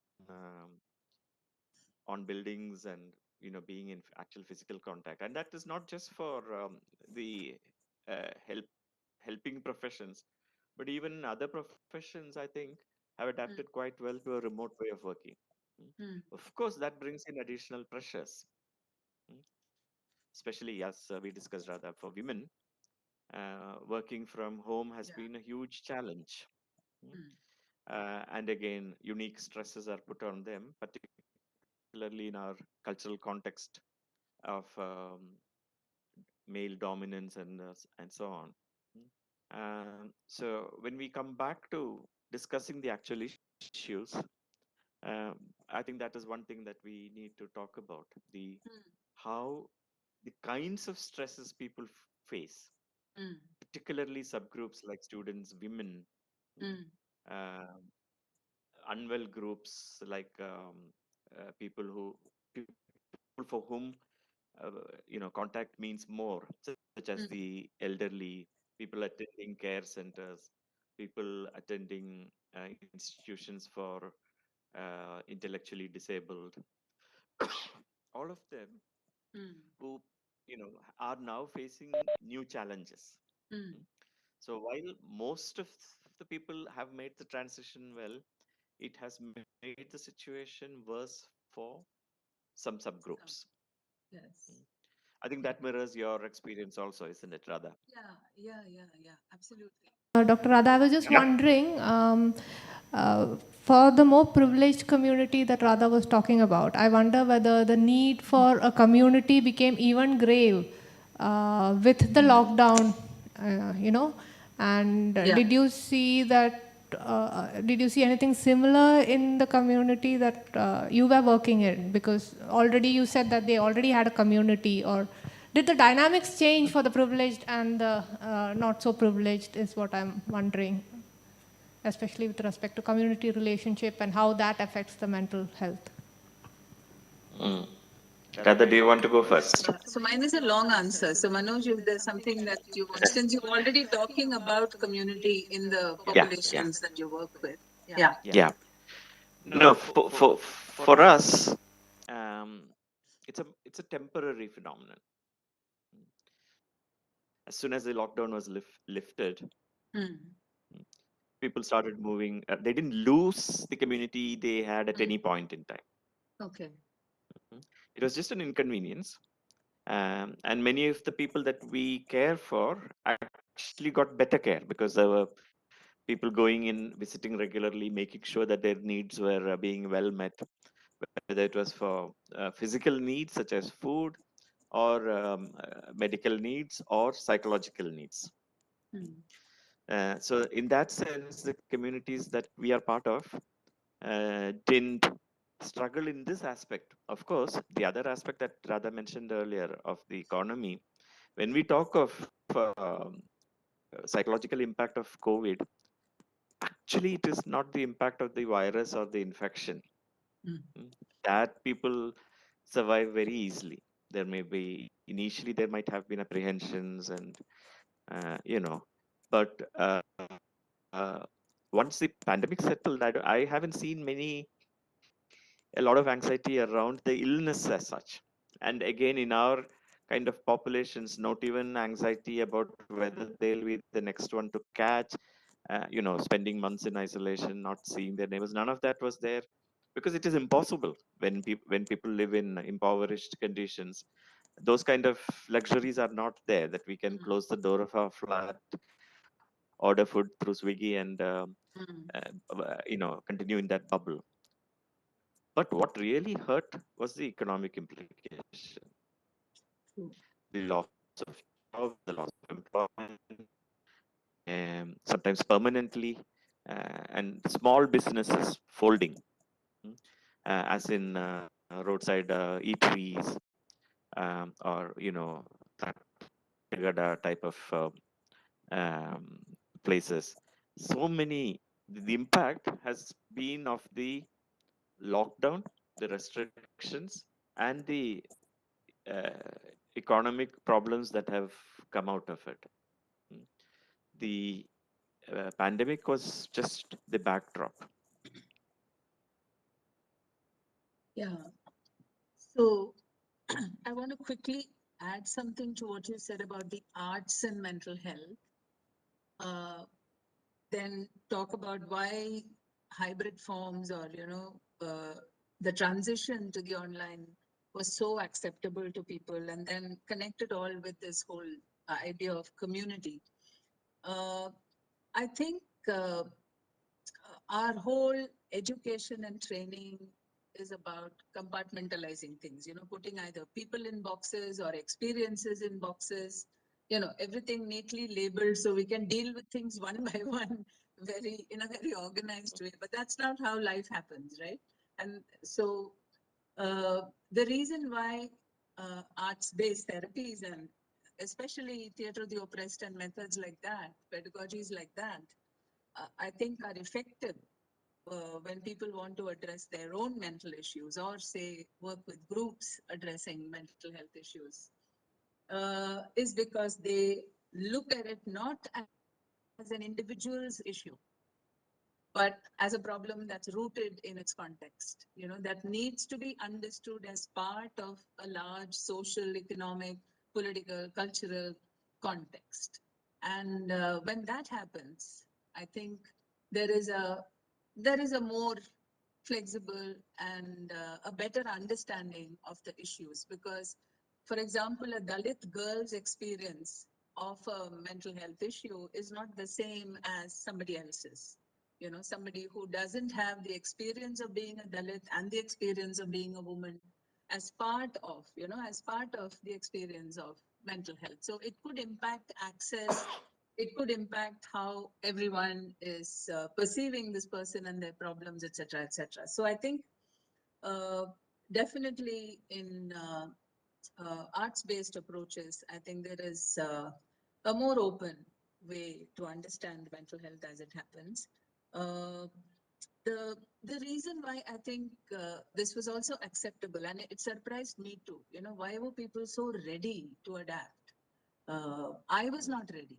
In fact, I had to struggle a lot, to sort of start to work online. Because initially, one is always comparing. One is always comparing the physical experience with the online experience, till I realized that, comparisons are not useful at all. And what helped me to do this were two things. What was happening to my own sense of my well-being, my mental well-being, and also this community that I was talking about earlier, which I think is what Rajni had in mind also. So to speak about my own well-being, I'm still struggling with it, but initially when there was no work, I think one of the things that I realized is what we define as work and how we see ourselves in relation to our work, how we identify ourselves, do I say I'm a teacher? Do I say I'm this, I'm that, So what is work? How much of what I see myself as is my work? And if that work is not there, then what am I, And I spent a lot of time in the last 2 years with my grandson. We live in the same house. So suddenly I was a completely at-home grandparent and I was spending so much time with him. I'm also a struggling Vipassana meditator. And while I struggle with the Vipassana practice, I realized that my grandson was giving me very, very being in the moment kind of experiences effortlessly, and that whole experience of completely effortlessly and within seconds, you're in the moment. Everything else disappears and you are in the moment. I'm playing with him, I'm telling him a story, I'm walking with him. So many things are happening, and I'm in the moment. And it took me a long while to recognize and acknowledge this as part of what was happening to me, an important part of my work, because it was what he was doing for me as well as what I was doing for him. You know, there was something happening here that I was just sort of, you know, keeping aside as, yeah, that's also happening, you know, taking it for granted, as it were. And going on about, but there is no work happening. There is no work happening. So there was a huge amount of work happening on myself, which it took me a while to recognize, to acknowledge, and to value and cherish, you know, to give credit there. And I don't know whether this had anything to do with the forming of this group. So, like we were saying, it's extremely difficult in urban settings to have the sense of community. And this is something that at CCDC we've been aware of for many years. And CCDC used to organize once a month Sunday meetings at Cubbon Park in Bangalore. And people would come, people who have trained with us, this community of Bangalore jokers who are spread out, as I said, across the world. And whoever is in Bangalore, whoever is visiting, whoever is free, we would meet in Cubbon Park and we would play some games and we would share concerns. If somebody was going to do a workshop and they wanted to plan it, they wanted to rehearse it, all that would happen. So this community was very precious, very, very precious. And suddenly that stopped with the lockdown, right? And then we started this online meeting. And the online meeting just suddenly opened it out to everybody, right? Not just the Bangalore-based people, but everyone around the world. And initially the purpose was very simple, just checking in. How are you doing? Are you okay? And that's when it suddenly transformed into a space where people were sharing their deepest issues. And I recognized then the value of this space and the value of this community, because this was not just a group of like-minded people, but this was a peer group in the sense that everybody had undergone training in this methodology. And so there was a kind of a specialist knowledge there that also kicked in. So when people were sharing, they were sharing with people who they felt more than understood what they were saying, who could also support. And slowly this grew. And this is the amazing thing, from being a space where people simply came and shared what was happening to them, to a space where people were slowly moving into, shall we experiment with some TO online? You know, so people started to work because they felt supported in this space. You could make mistakes, you could go wrong, it didn't matter. But it was important to start working. And so for many people, it was important to start working. And so people started experimenting. So it became a space where you felt supported as you tried out various things. And then we discovered, I mean, there was so much new learning. People even did forum theater online. In fact, people in Calicut may be aware of Swadisha, who did a forum play on the challenges of online classes, how they are not always equally accessible, right, to everyone. So there are students that miss classes, and what happens? There are parents who are putting pressure on teachers. Teachers, you know, sort of really sandwiched between parents on the one hand and management on the other, etc. All those issues were brought out. There was one forum that happened in Malayalam, I remember, and one in English. There were new problems that we discovered, that we learned about, like online sexual harassment. You know, that Zoom becomes a platform where it's extremely difficult, one, to define, recognize, identify something as harassment, and then to fight back. You know, so these kind of things we learned. And so the Saturday meetings became a space for great learning, and it continues to be a space for great learning. This also gave me the courage to try the hybrid model of training. So when an invitation came from a group in Cameroon, you know, and I would have said, oh, no way, I'm not going to do any online. work for somebody so far away, except that you realize that it's far away, right? I mean, you're in Kerala, I'm in Bangalore. It made no difference if somebody was in Cameroon, right? And what made this really fascinating, this model, was the group in Cameroon, which was an NGO, working with really disadvantaged communities that were deeply traumatized by the Anglophone armed conflict in Cameroon that has been going on for 4 years. So no schools for children, lot of violence, lot of abuse. And this NGO was working on the ground with communities, and they were already familiar with Theatre of the Oppressed, but wanted to train more. And they reached out to us, and we offered remote training from Bangalore, but the group was physically assembled in one space in Cameroon. And this was one of the most amazing trainings, experiences of my life. We worked 7 hours, 3 days in a row. And what sounds impossible, how can you sit 7 hours in front of a laptop delivering training, 3 days in a row, but it happened. And in spite of all the challenges, they had really bad network, in spite of the challenges. And I think what kept us all going, I think, was the group's fierce commitment to their work.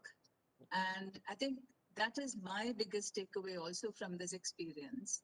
So coming back to Manoj's idea of, you just have to reach help where it is needed. You just have to make sure that it reaches.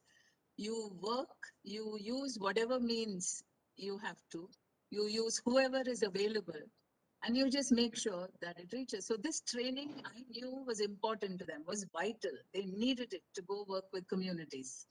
To offer communities an alternative to violence.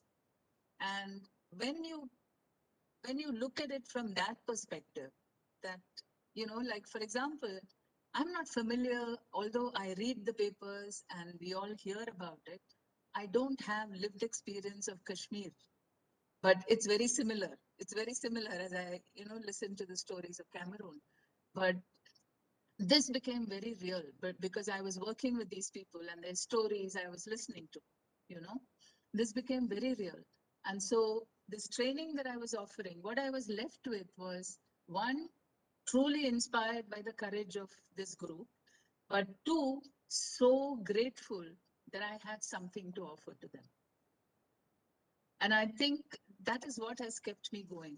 And then when invitations come in now for more online workshops, what makes me say yes, in spite of lots of early reservations, is that there is a need.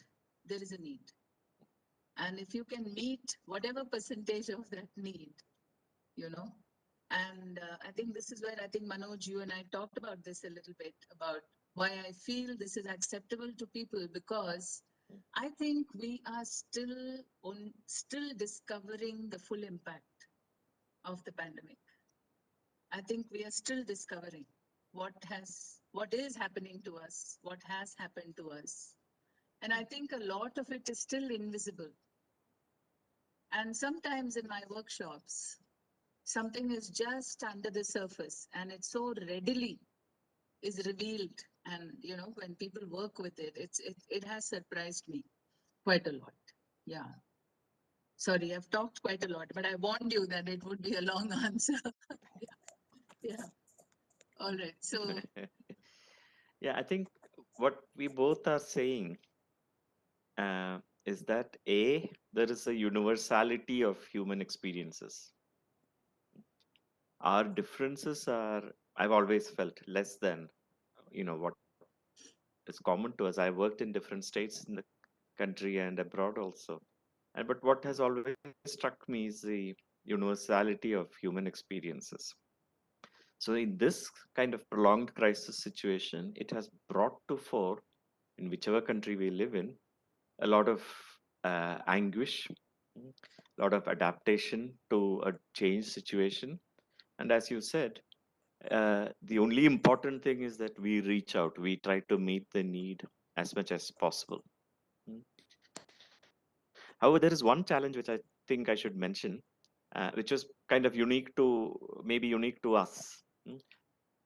Because for a lot of people who got into online counseling and discussion as a result of the pandemic, it was they just went with the flow and met whatever needs arose or whatever needs were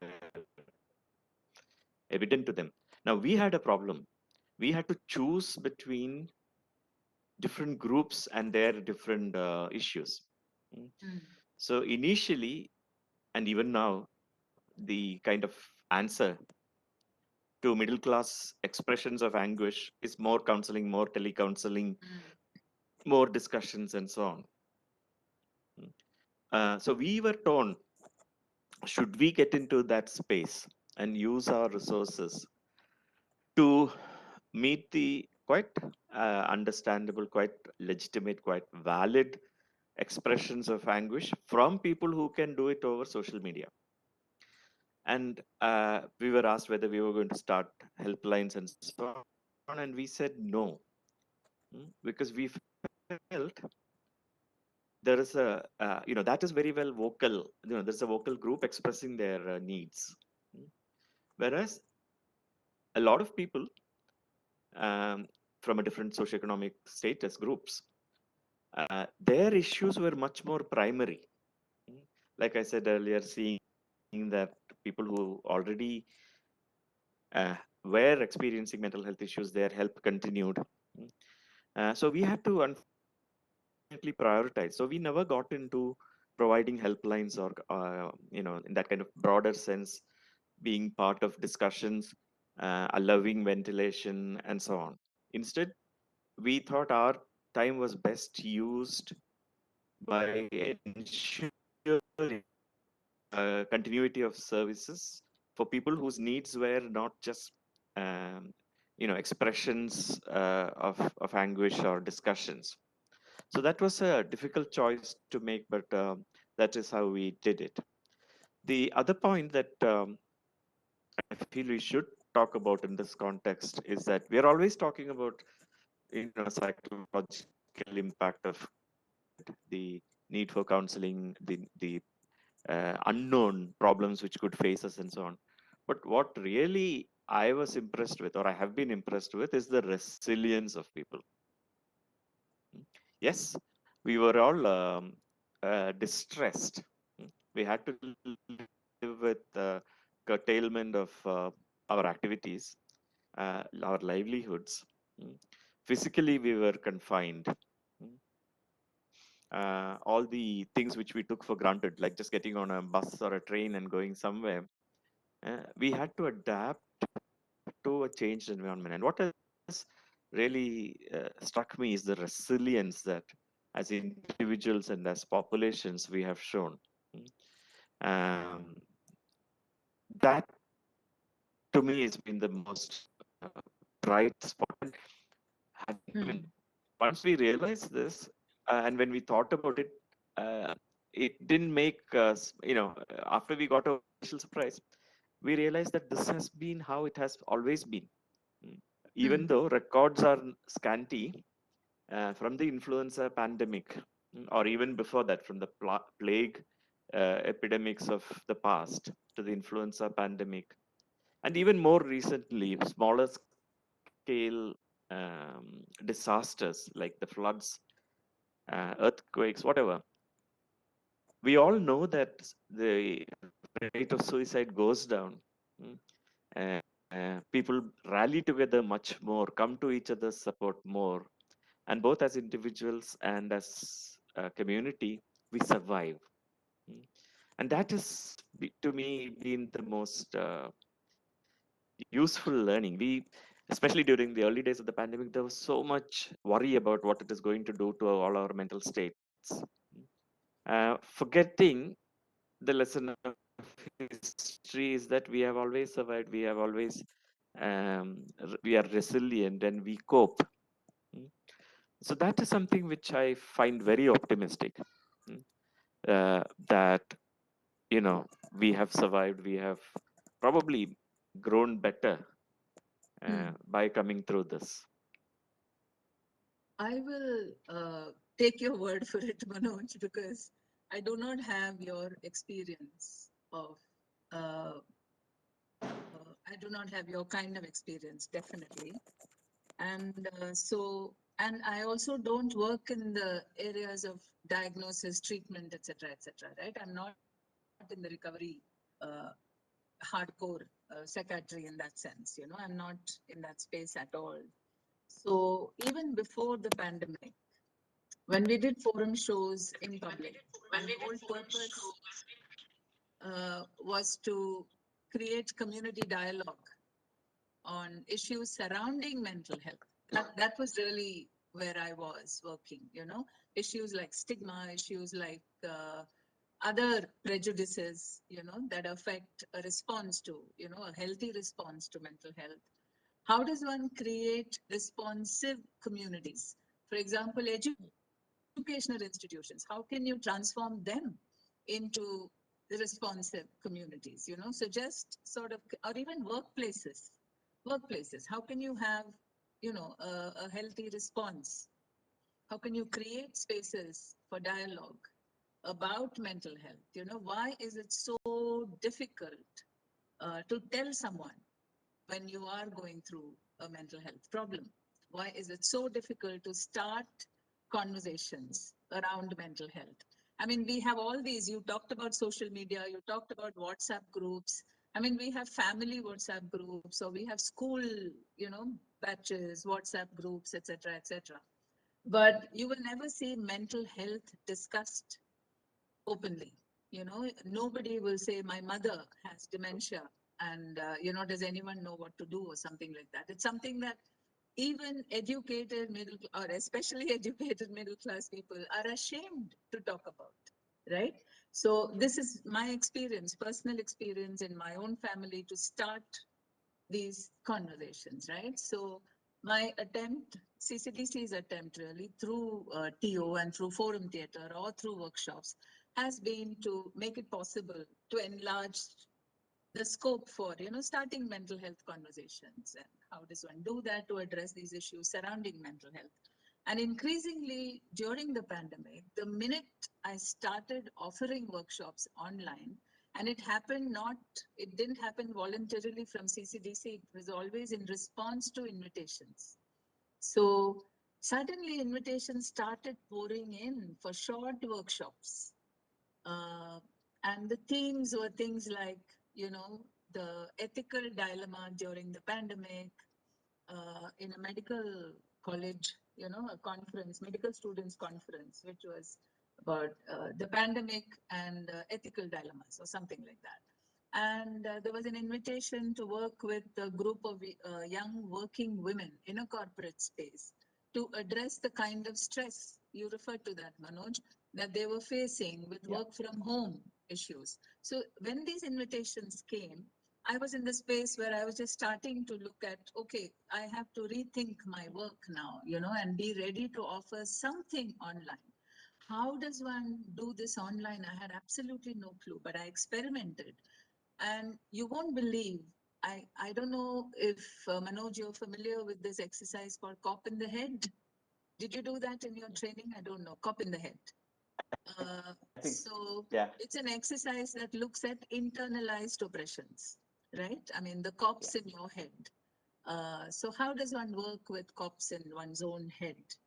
How does one work with internalized oppressions, And this has been the most important work that I have done, I think, in the pandemic, in very short workshops. So whether it was people offering therapy, or medical students, as I said, who are looking at ethical dilemmas that they were facing, or women in the workplace. I mean, their dilemma was very, very, it upset me so much to actually see these very accomplished, very successful young women, holding fairly high managerial positions in their companies, deeply disturbed by the sudden revelations, that the pandemic made them confront, revelations about their own family, relationships, marriage, revelations about the workplace and how they are enslaved actually by a system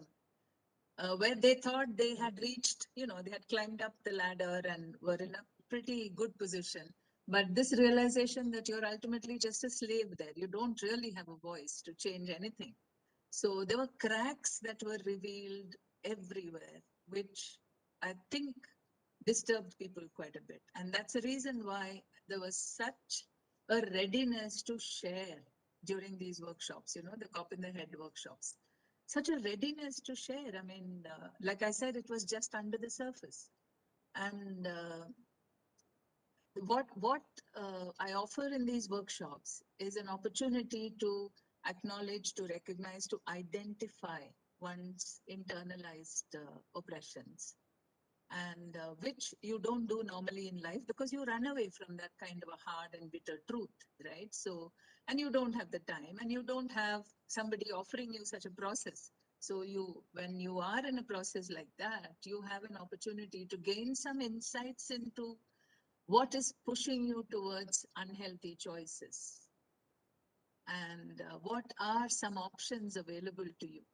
So we are back to the participant with some new insights, now thinking, reflecting, critically examining their choices. And that is where we come to the connection with mental health, And that is where I feel that once you have discovered certain truths about your life, it's not easy to bury them. It's not easy to bury it. And so while there has been resilience, I completely agree with you that we have seen great resilience in people. And it is in some sense natural, it's human, and history teaches us that, and we have done that. But I just feel that there is so much more to understand, that we really need to take time to figure out exactly in what ways the pandemic has impacted us. Because as you rightly pointed out, I don't think it's the virus and all the scientific data that's only been confusing us, because there's never been anything that was definitively proved as the final word on it. I don't think it's that. I think, everything came and hit us all at once, right? Climate change was happening at the same time. The farmers' protests were happening at the same time. You just didn't know where to look and what to pay attention to, right? So in some ways, we also saw deep limitations to, our own capacity. So I'm actually waiting to see how this develops. I know that there is work to be done. I think there is work to be done. And I'm very happy that we are all exploring. It's not just conferences that are happening online, but creative work is starting to happen online. And I'm sure people will find breakthrough kind of moments. And but it's still to be seen whether, when it becomes possible for us to work in physical space, how are we then going to deal with that? Because as far as workspaces, colleges, schools are concerned, I think people are seriously thinking about the hybrid mode. In offices, definitely. But in education, that would be sad. I doubt if that will happen. It'd be really tragic. I think children, young people, I think older people also, I think people need to meet in physical space.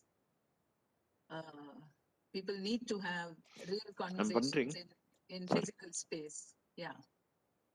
I'm wondering whether we should open it up for questions. Yeah, that's what Rajni is And telling us. people could either use the chat box or raise their hands, and it can be in Malayalam.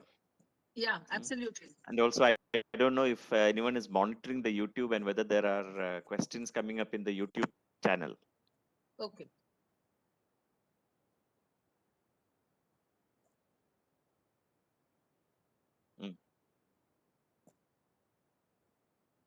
Yeah. Is to Dr. Manoj. Actually, there are two related questions, I think. The question is, was there a change in the clinical case presentation before and during the pandemic? And kind of related, so I'm reading the next question also, which is to Dr. Manoj. In the morning session, a pulmonologist had come, Dr. Kamala, who spoke about how many of the physical conditions, which were grave, but were ignored during the pandemic, unfortunately, and whether something similar had happened with mental health conditions also.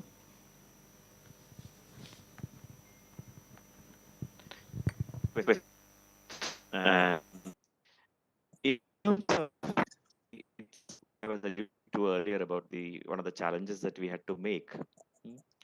There was this huge outpouring of mental stress in various ways. Everybody was upset. All of us were upset. Those of us working in the clinical field have to make a distinction between uh, temporary problems that we may get used to uh, and the more situations which may lead to people decompensating, or in other words, people becoming ill. And the two things need not be necessarily correlated. So our experience has been that in terms of illnesses, there is no huge change in the incidence or prevalence of people requiring professional help, or one could say treatment.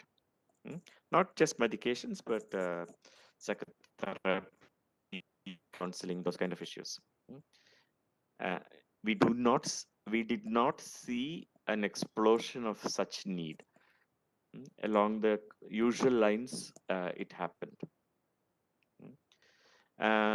The second thing, yes, along with all other aspects of medical service, people who depended on hospitals or even community mental health programs, not ours. As I said, we saw that not a single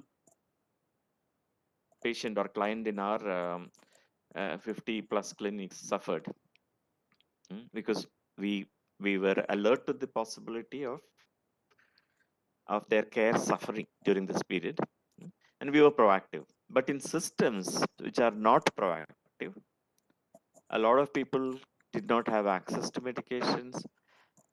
They couldn't go to hospitals and collect their medications or go for their checkup and so on. So disruption of care for people with chronic mental disorders, I think, did happen. So I'm not sure if I made sense. If not, I will elaborate further. Did I answer the questions?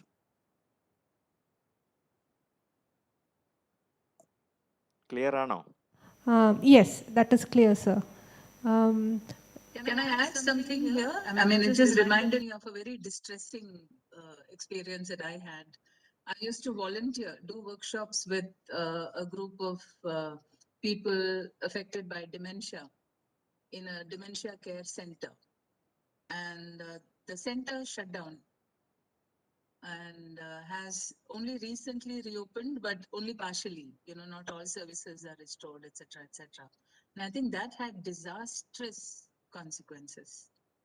And one just felt very helpless. Like Manoj said, I don't know how many people worked like MHAT proactively, or even thought about it as a problem, because the problem really with the system is that it is so rigid, right? And everyone just spreads their hands and helpless what to do. Yeah. The second question is to Dr. Radha.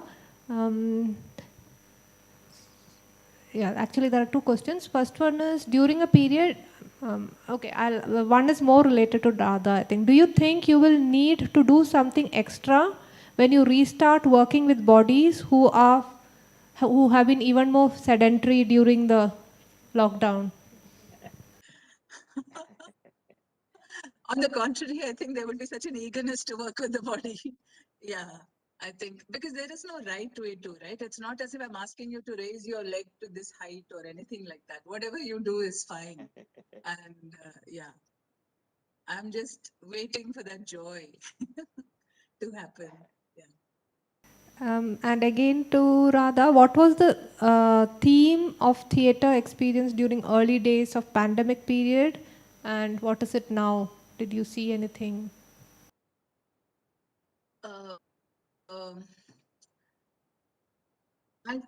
the very first workshop that I did was for a group of teenagers who were wanting to raise money to buy masks for a hospital. Wanted to donate some masks to a hospital, raise money. So they asked me to do a workshop, and I did that. But very quickly, it changed from that to people wanting to discuss issues. And the issues have not really changed. Not really changed. I think they have remained issues with coping. They have always been about coping with the pressure, coping with different kinds of pressures. But on a spectrum of, work pressure or not being able to clearly set boundaries between, home and work and things like that, to actually facing violence in the house, increased domestic violence. Those also came up actually. And the dementia care people that I was talking about, there was some workshops for caregivers. Yeah, so there were specific workshops, but I think largely coming under the umbrella of, how does one cope with all this, all these new experiences. And yeah, like I said, the couple of things that stand out are the forum theater experiences, which addressed issues like online sexual harassment. And that particular experiment was, I'm very proud that our group family, this community of DJs came up with that particular model because it was online. It was online.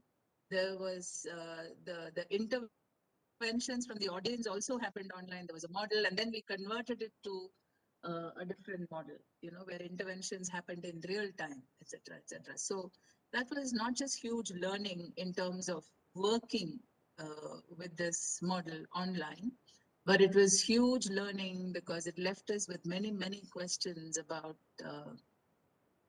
understanding harassment and dealing with it. How it's almost impossible to deal with it. Very, very difficult to sort of describe what happened. Very difficult to engage in a conversation when, because usually this happens in intimate spaces, a small NGO, there are 4 or 5 people, there is a meeting of these 4 or 5 people, and that makes it harder to have these conversations. So those were disturbing experiences. Yeah. The next question, I think both Dr. Manoj and Dr. Radha would be able to answer.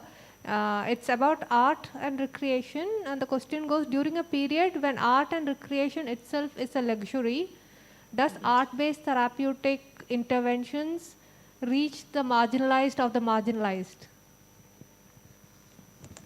No. Art-based interventions have never been mainstream. As you all very well know, in the mainstream psychological or psychiatric or mental health arena, art-based interventions are very scarce. There are courses, year-long courses, which are quite good, and there are people coming out, but I have no idea what they do. Probably they work in their individual capacities, none of which would, of course, reach the marginalized. So what we want to explore is exactly that. We have some experience now after a project which we were part of. Again, it was marred by the COVID lockdown, but at least we know a bit about that communities are really responsive to art-based interventions. That I am totally convinced, and in my entire life, the only experience has been forum theater. So one of MHAT's My organization's aims is to explore the use of participatory theater in the mental health space. Yeah, so I would agree with Manoj that it doesn't happen, if you look at the big picture. But in the Saturday BJ meets that I spoke about, we've had two really inspiring stories. One is a young woman who's trained in TO, but also other forms of arts-based therapy, who's working in the government-run juvenile home in Mumbai, and how successfully, sort of carried on her work through this pandemic. And her work, of course, has not changed. I mean, she was working before, she's working now, and how these spaces are transformed into places of healing and hope. I mean, it was such an inspirational story to hear. And also, similarly, a group that's working in a basti in Delhi also managed to sort of somehow keep their work ongoing, with short breaks in between, but kept going to the basti and working. I think they brought the children out to a park and worked in the open spaces, etc. And these were so, like Manoj said, this is entirely individual initiative. So, yeah. But I think particularly after a traumatic experience like the pandemic, quite traumatic for some people, right? For large numbers of people, I think we need arts-based interventions.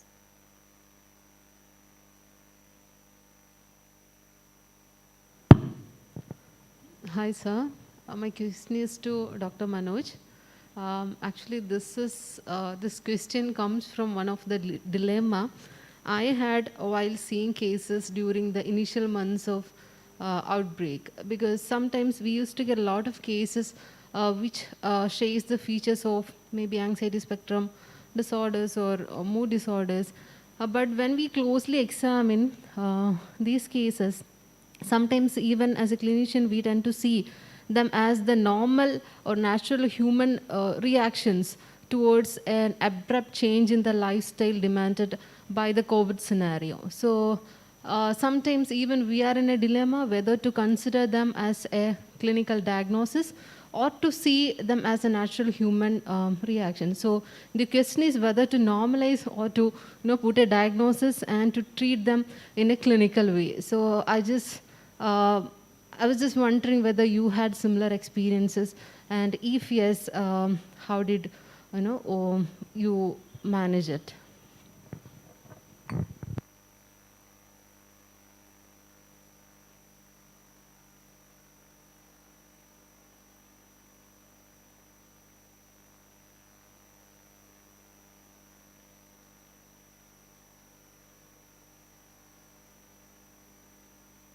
I can't see Manoj here.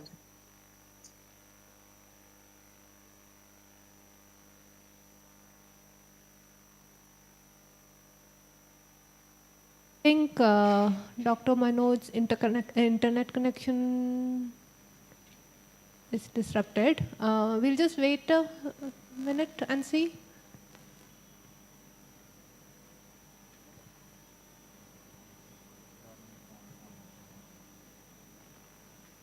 Yeah, I thought he switched off his video so that, the connection might be better. Yeah, initially I think he was there, and then now, because we could see his name.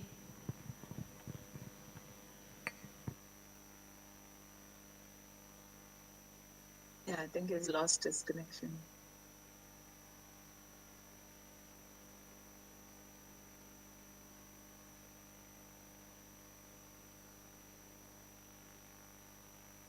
You could call him and check, Rajni.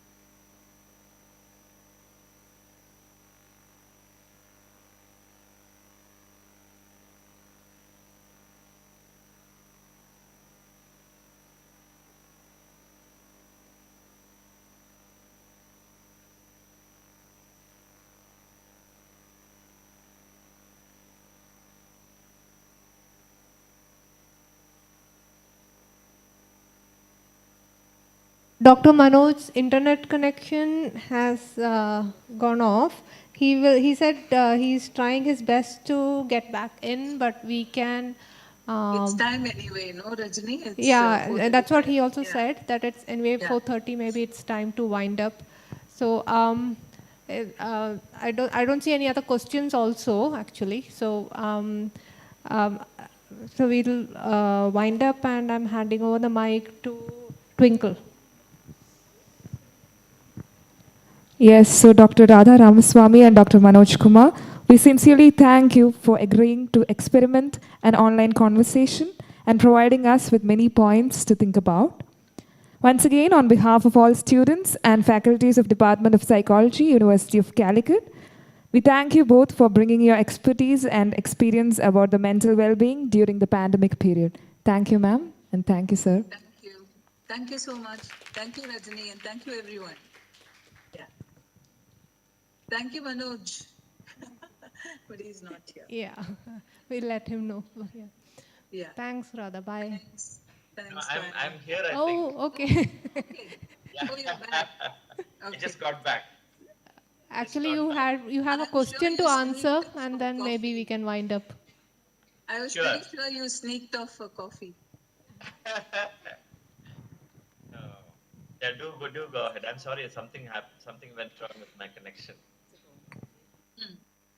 What was the question? Okay, it was a long question. I'll frame it again.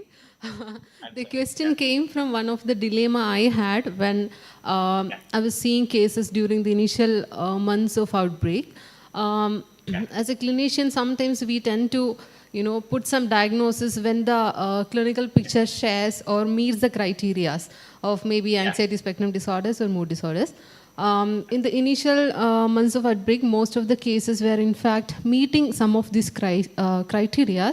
But in fact, personally, I was in a dilemma whether to consider them as a case of particular diagnosis or to consider them as people, having a very human, natural response towards the abrupt changes, demanded by the COVID scenario. So I was just curious to know whether you also had similar experiences, and if you had, what was the strategy you used to filter out, or what was the point that was telling yourself to consider this as a normalization case or to a case having a particular diagnosis?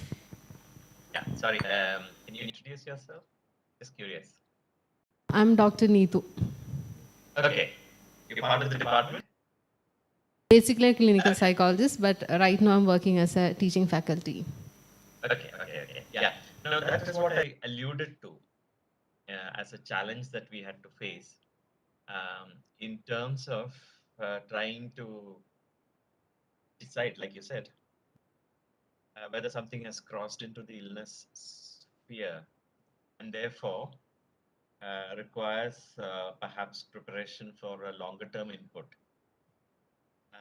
In a way, that's a dilemma that we always face, but perhaps, like you said, it became more acute during the initial days. Now, where there are situations where taking the diagnostic approach helps, there are situations where it doesn't help.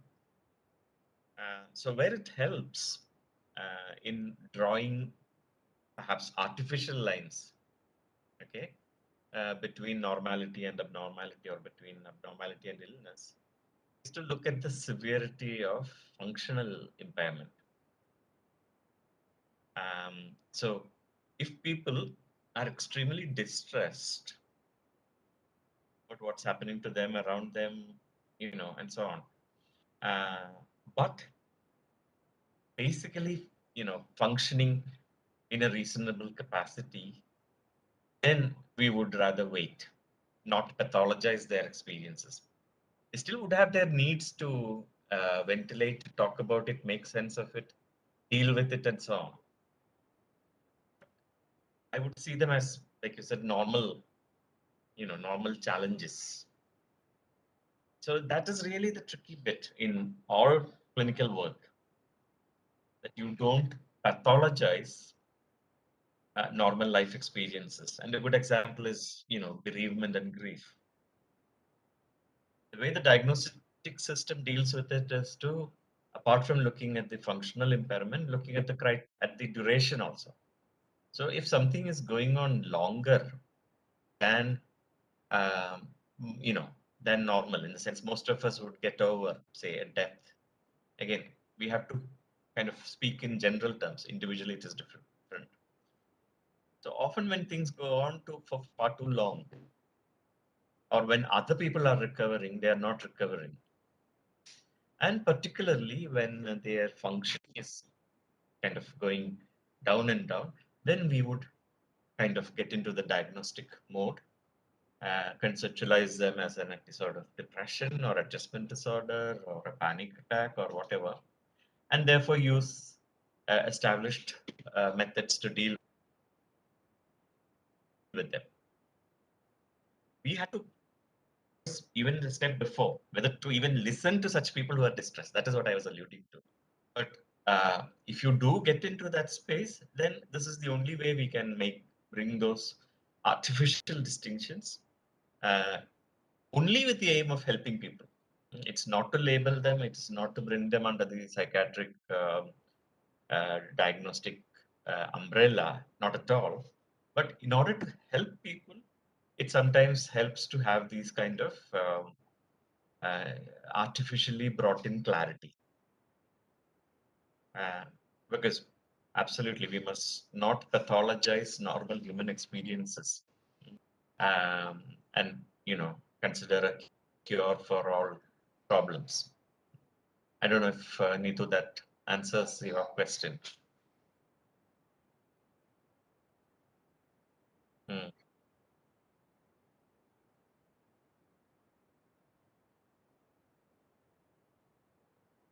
Express our sincere thanks, gratitude, and also happiness for getting both of you here.